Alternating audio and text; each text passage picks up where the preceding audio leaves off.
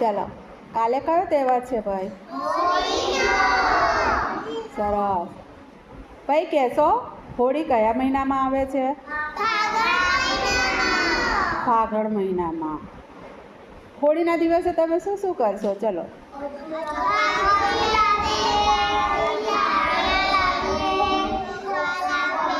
સરસ.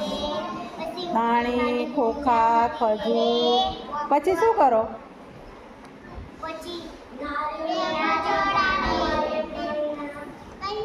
હા હા, હોળી માતાની પૂજા કરવા જાઓ. હોળીની પૂજા કરો, પછી એના ફરતે પ્રદક્ષિણા કરો. તમે કરો કે તમારી મમ્મી? મમ્મી. ભાઈ હોળીનો બીજો દિવસ આવે છે એ કયો છે? ધૂળેટીનો. એમાં શું શું કરો તમે ધૂળેટીમાં?